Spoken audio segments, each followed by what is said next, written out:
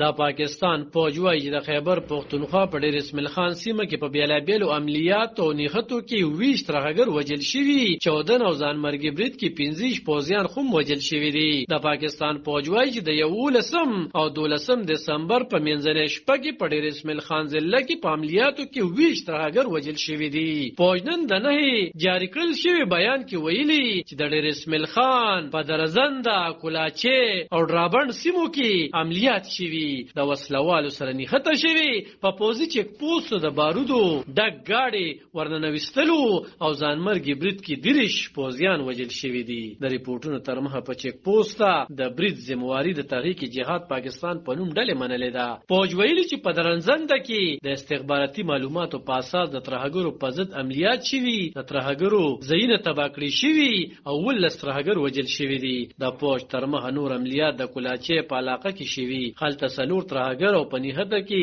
2 پوځیان هم وجل شوي دي. فوج دعوه کړې چې وجل شوي ترهګر د امنیتي ځواکونو او معصومه ملکی خلکو د وجنو په یو شمېر پیښو کې ککړو او د دوی د ولکینه چودیدونکو مواد او وسله ترلاسه شوې ده. فوج ویل چې نن د نه پروس په 12 دسمبر سحر وختي ساعتونو کې شپږو ترهګرو د درابند په علاقه کې په پوځي چک پوسټ برید کړي. پوسټ د ترهګرو د بارودو ډک گاډي ننوستلو خصه ناکامه کړې شوی او بیا یې ځانمرګي برید کړی دی. د 14 لامل د پوسټې ودانې ورزيدلی، 30 پوځیان پکې وجل شوي او شپږ سره برید کوونکي ترهګر وجل شوي دي. فوج ویلي چې په سیمه کې د هر ډول ترهګرو د ختمولو لپاره د پاکي عملیات روان دي. د پاکستان امنیتي ځواکونه د مل څخه ترهګرۍ ختمولو او قربانۍ حوصلې نور لوړوي. د ډېر اسماعیل خان په ډراوند کې د پاکستان په فوج دغه برید په امنیتي ځواکونو یو د غټو بریدونو څخه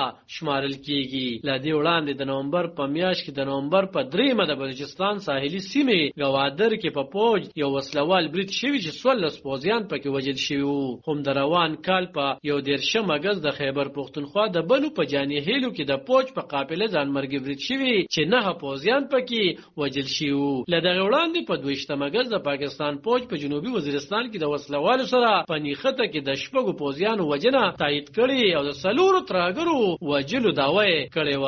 د پاکستان په خیبر پختونخوا بلوچستان صوبو کې په امنیتي ځواکونو د زیاترو بریدونو ذمہواری تحریک طالبان پاکستان او بلوچ بلتونخوا ډلې مني. د پاکستان فوج په نننی بیان کې څه دی ویلي، خو پرستو کې چې پاکستان کې د نامنه پیښې زیاتې شوي، پاکستان په افغانستان تورونه لګوي چې په افغانستان کې د طالبانو په واک کې د راتلو وروسته په پاکستان کې ترهګری سیوا شوي او د افغانستان نه په پاکستان کې ترهګری کیږي. خو په افغانستان کې واکمنو طالبانو تل دغه تورونه رد کړی دي. د 13 میاشتې نومبر 5 نیټه د پاکستان نگران وزیر اعظم انور الحق کاکړ په یو تفصیلی خبري غونډه کې ویلي وو چې افغانستان کې د طالبانو په واک کې د راتلو وروسته پاکستان کې ترهګری د 80% پورې زیاته شوې ده.